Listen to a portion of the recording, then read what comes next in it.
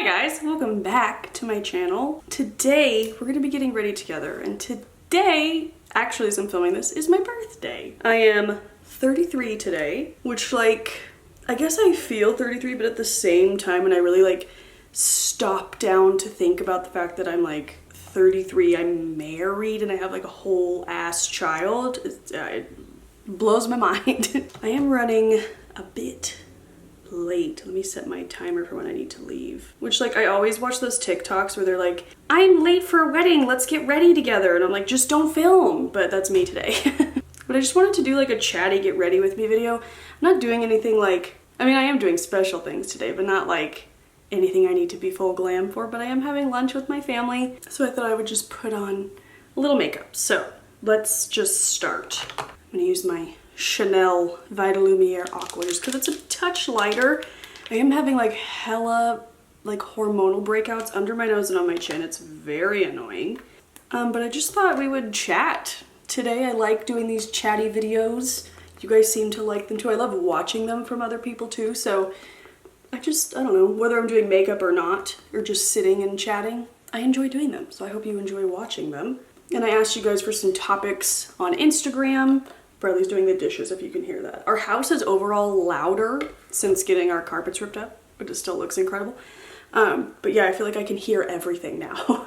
Also, after lunch today, Bradley booked me a fancy massage, and I am literally so excited. I went last year on my birthday to this fancy spa near us. I'm normally a fan of the more affordable, for sure, just Thai massages. And they're more affordable because they're not really in full service spas where you have the hot tubs and the steam rooms and all that. But the massage is incredible. It's actually I prefer that massage because I feel they beat you up a little bit more and your body feels better after. But every now and then if we're at a fancy hotel on vacation, or it's my birthday or Mother's Day or something, I will go get a fancy massage, and I love it just as much, and I'm so excited. And my sister's coming with me, so it's a little spa girls day. And also before lunch, I told my mom I just want to browse Anthropologie Babylist. I don't even have to buy anything, I just want to just browse and be there. And so before lunch, that's why I'm rushing and I'm late to meet them at the mall. But we're gonna do that. Then lunch, then my massage later this afternoon, and then tonight I told Bradley I just want cake. I just prefer yellow cake with chocolate frosting. That's what my mom made me growing up, and I have it every year. Which, by the way, the new Trader Joe's, I think it's organic yellow cake mix. It's incredible. It is so good. It doesn't use any oil in it. It uses butter, and you can really taste the difference. So I just want cake. I told him I want some creamy gnocchi dish and some salad, and I want to watch Ichabod with my son. And I'm looking forward to doing all of those. Maybe I'll get in a birthday bath. I don't know, I still do. I love my birthday. My parents did a good job of making it really special and making me feel spoiled and always doing things. And so growing up, I've always loved my birthday, and I still love it. I just feel pressure these days to do something, have friends over or whatever. And I was going to have a few friends over, but it kind of it all fell apart, and it's fine. I just want to be with Milo, honestly, and just to chill. Although I want to play Animal Crossing. Oh my god, I want to log in and they give me a cake. If you play Animal Crossing and for some reason you've never turned it on your birthday, you must. It is the best. Maybe we'll play Mario Party. I just want to do chill things that I wouldn't normally make time for, you know? That sounds like a good birthday these days. And yeah, 33, man. Which, I've had a different mindset about aging, and we're gonna get a little dark here, but I think it was 4 or 5 years ago, I had a friend from high school who we had lost touch over the years, but I had a friend from high school pass away from rare stomach cancer, and it just kind of changed my mindset on a lot of things. I think about him all the time, and it kind of made me more YOLO about things, more, don't wait. If you want to do something, do it. And it really made me realize that aging is a privilege. Not everybody gets to grow old, and so it really, even before I started to get bothered by aging, because I've always loved my birthday, I'm not one of those people that's dreaded my birthday and getting older. But if that were to ever happen, I don't think it will, because truly, aging is a privilege. It is not guaranteed. And while I know I'm not old, but it is wild to look at the same face I've had all this time, and there's new wrinkles, and I am aging. But if I ever start to get all bothered by that, I just kind of take a step back and just realize that it is a complete privilege to age and get older And that's just kind of changed my mindset on things for the better, I'd say. So yes, that's it for my birthday. It's my birthday, I'm 33, we get it. Something else I wanted to talk about, because I've been getting tons of DMs asking, and I realized I mentioned we were gonna watch it in my latest vlog, but then I never like told you how I felt, was Hocus Pocus 2. So we did watch it. I'm not gonna give any spoilers, not any that matter, but we watched it. And if you didn't know, like, Hocus Pocus is maybe in my top 5 favorite movies of all time. I think it's a perfect film. I've loved it always. I feel like it's so popular now because like millennials are like grown-ups now, and we're showing it to our kids, and we're really making it a big deal because we all know it's the greatest Halloween movie to ever exist. That Nightmare Before Christmas, of course. But so many times have wished I didn't watch the sequel or the reboot or whatever. I felt like that about Just Like That, the Sex and the City reboot at first, and I still kind of do. Like, if it didn't exist, I'd be totally fine. But I did enjoy, like, I'm excited for it to come back. Like, it's my favorite show of all time, so I'm getting to spend more time with these characters that I love and in today's day and age and all that. So it is fun in that sense. And so for that reason, I was like, you know what? We're gonna give it a shot. We're gonna watch it. Plus, a lot of you guys messaged me the same thing. You said you cannot expect it to be the first movie, but it's not. But it's still super fun and a cute movie. So I was like, okay, let's just do it. I thought Bette Midler especially settled so nicely back into that role. Like she just jumped right back in. Like, she was very funny. All 3 of them were good, and it definitely had moments that had me laughing out loud. By the way, I'm not mentioning anything I'm using. I'll have it all linked down below. But yeah, I was laughing out loud. I loved them eating the beauty lotions and potions in Walgreens. I loved that, but that could have been an ad. Like, we didn't need a full movie. I loved, obviously, the Roombas and the Swiffer wet jet. Like, that was very funny. Like, it had moments that made me laugh out loud, and I don't regret watching it. It kept my interest. It was a super cute movie. It made me laugh, but at the same time, if it didn't exist, I'd be fine. Like, I don't know that I'd ever watch it again. It doesn't need to be added to my movie list, you know, nothing like that. I've got a little shimmer since it is my birthday. Why not? Just with MAC, all that glitters. Just because, like, the first movie is so iconic. Like, it literally is just perfection. So I don't know why we needed. I mean, it's a cash grab. It's fun for Disney Plus. I'm sure it was fun for the 3 of them to get back together, and it was fun to watch them together, but I just didn't need it. But that's just me. That's how I feel about all the Disney remakes as well. Like, a lot of them I just straight up don't like. Aladdin I enjoyed. The Cinderella one I love. That one can stay. And like Lion King, no thank you. Beauty and the Beast, no thank you. Like, I'm just a hater like that, so that's just kind of my mindset. But yeah, that's how I felt about Hocus Pocus 2. And a lot of you, I posted like a snippet of this review on Instagram story. Sorry, my mustache is sweating. I posted like the gist of that as just a post on my Instagram stories. And a lot of you said that you completely agreed. So I think we're all in the same boat, pretty much. If you want to watch it and you haven't, I would say watch it. Like, it's not bad. It just isn't necessary.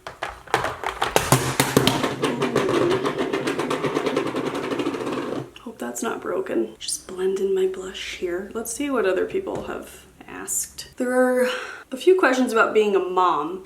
One of them being, how do you know when you're ready? You don't. You don't. You question it the whole time you're trying. You question it the whole time you're pregnant.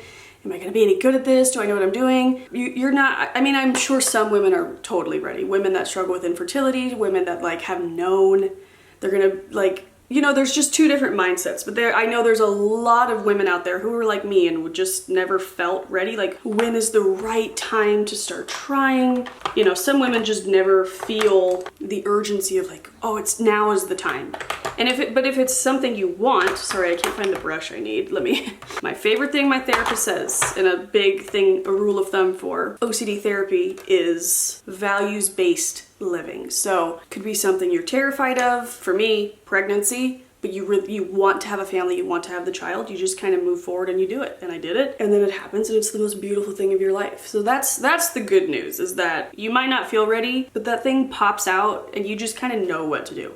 Like, I was really stressed. I mean, I took pregnancy literally a day at a time. Like, my parents bought me like the What to Expect When You're Expecting book, and I didn't even open it. I was like, you guys, I have to focus on staying healthy and alive in like this next hour, this next half a day, this next day. Like I took it literally a day at a time. And as far as like parenting prep, I didn't do any of it. I was just like, let me get this guy out and then we can worry about all the rest of it. But the few weeks leading up, I had no experience with babies, with kids, nothing. I didn't have a niece or nephew at that point. None of my close friends had kids. I didn't know what I was doing at all. And it kind of crept up in the last few weeks of my pregnancy of like, how do I know when to feed it? How do I know it? How do I know when to change his diaper? How do I know when he wants to sleep? And the thing is like you instantly just get to know your baby and it just happens. And I know everybody says that, but take it from me, I'll be real with you. It really does just happen. You learn their cues. Before you know it, you're doing all these things without even thinking and you're like, oh, I'm a mom. I can't talk while I do my mascara, hold on.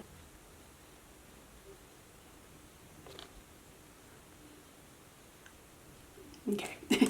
I forgot what I was talking about. There's two. One says best takeaway from your first year of motherhood and also any advice for a new mom.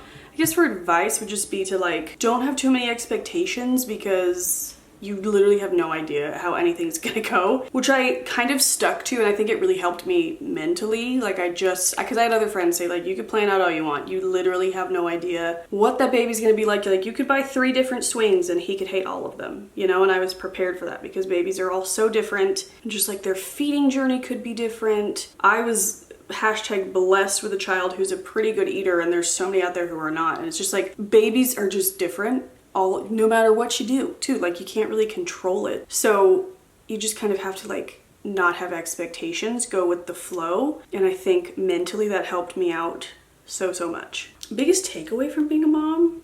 I don't know, the first thing is just like how much I love it. Oh, I just got a little emotional. Let's reel it in. I don't feel like crying. But yeah, I absolutely love being a mom. My OCD made me doubt whether I wanted to be a mom, whether I'd be good at it. Ugh. I refuse. I also have to sneeze.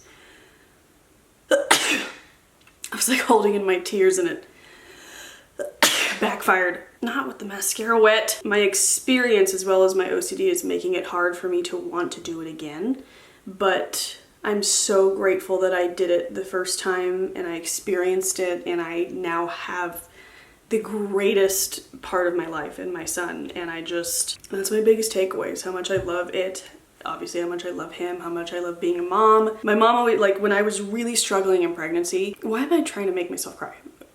Whatever, if I cry, I cry. When I was really struggling in pregnancy, I remember like being in the bathtub late at night just like sobbing. And I was struggling physically. I was in a lot of pain. I had a ginormous baby and I'm short, so I'm on a small frame, so I was in pain. My pelvis like had come undone, and then on top of it I had the worst anxiety I've ever experienced. It definitely had to be chemical because I haven't ever felt that way since. I had never felt that kind of anxiety before. It was a different beast. And so just like literally every night I would end my night in my bathtub sobbing just because I just was miserable and scared and anxious. And I always feel bad talking about this because I know that being pregnant is such a huge blessing and a privilege. And I know how, spoiled I can sound when I talk like that. But I know I'm relating to other people, and that pregnancy is not a walk in the park for a lot of women. And so I like to speak up about it because especially the first trimester when you're like not supposed to talk about it, pregnancy can feel really lonely. And so, especially if you're having a bad time. So that's why I just try to be honest. But anyway, there'd be so many nights I was in my tub crying, and my mom would just remind me, your whole life as a kid, all you would say is that you want to grow up and be a mom, and you're about to be.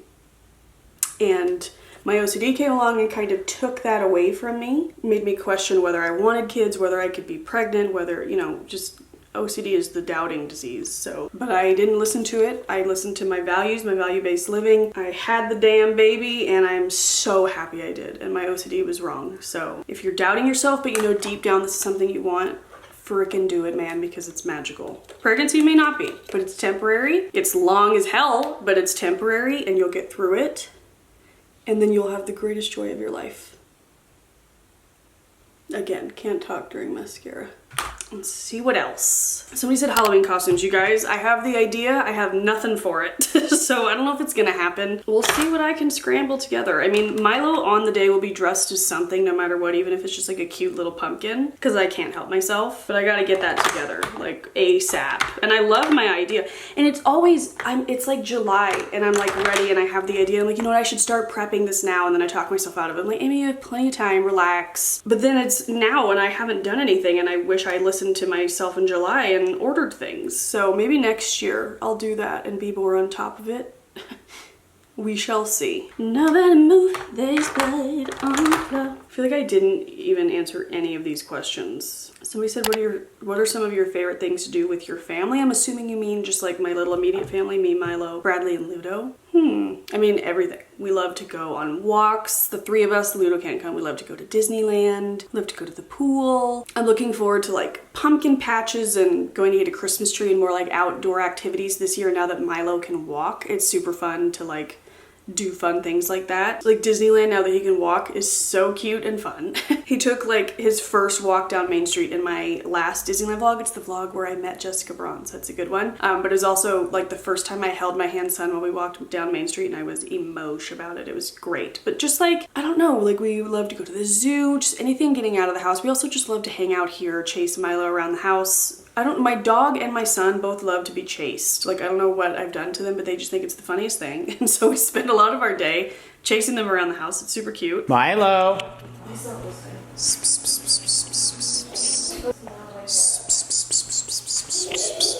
I'm gonna get you.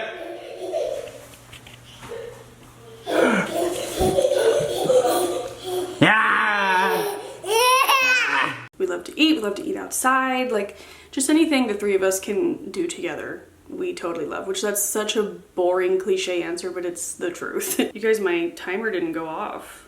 That's because I never set it. I do have to go. Let me just answer like 2 more.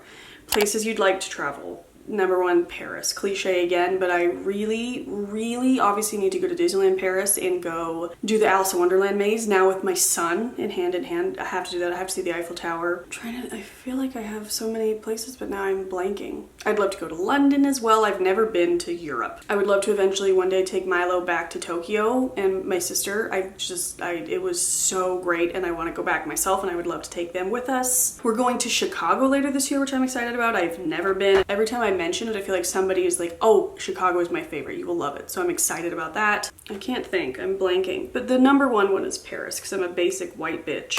So also so excited for the next season of Emily in Paris. Somebody asked, how do you balance holidays between your family and Bradley's? Well, it's a little bit different now with Milo. We make it a priority on like Christmas morning to be at home, having the house and having the child. And this year I am so excited for him to run down the stairs. Well, he won't be able to run down the stairs, but I'll carry him down the stairs and then I'll set him down and he can run to the tree to his toys, which I've talked to Santa and Santa has a good like pile of toys for him so far. Santa's ahead of the game, so that's always good too. But we just kind of go back and forth. It's a little different now, like I said, and also COVID kind of screwed things up as far as like back and forth, but my brother's wife's family lives in New Jersey, so they're out of town every other Christmas, so we just try to link up with them when they're here, especially now that I have a niece. I want to spend as many holidays with her as I possibly can. And also the babies are like obsessed with each other. They're 9 weeks apart and they are just obsessed with each other, and I'm just hoping that continues to grow. So I don't know, there's no like set rules. We just kind of play it by ear. Like this year is technically Bradley's family's year because my sister-in-law and brother will be in New Jersey, but Bradley's side of the family is going on a cruise over Christmas, so we're spending it with my family. Thanksgiving it worked out because we were spending it with the Sattlers, but then they decided to do their Thanksgiving on the Friday after, so now I get 2 Thanksgivings, which is great for me because I get to eat Thanksgiving dinner twice. But yeah, we try to just like accommodate everybody. We try to do what's fair, but we also listen to what we want, and like I said, make it a priority to be at home for Christmas morning and give Milo that like magic. There's some like heavy questions, so I'm gonna leave it there because I gotta go, but maybe we'll do this again. I'll save these questions, but I love you guys. I could take this down. My hair has been wild lately, you guys. Every time I edit it, like some piece of hair is like flipped this way. It's just after postpartum hair loss, it's been wild. But thank you guys so much for watching this video. If you guys like this, I'll create a playlist of the previous ones I've done and link it up in the corner so you can check that out, and I'll do more. If you like it, let me know. I'm gonna go put on some perfume, some Marc Jacobs Daisy, and yeah, I will see you guys very soon. We are vlogging this month for Vlogtober. I'll try to vlog today, so check out the next Vlogtober. I think you'll see that after this, yes. But again, I love you guys. Thank you so much for watching. Please subscribe. I'll have my face somewhere and then some videos you might enjoy or may have missed.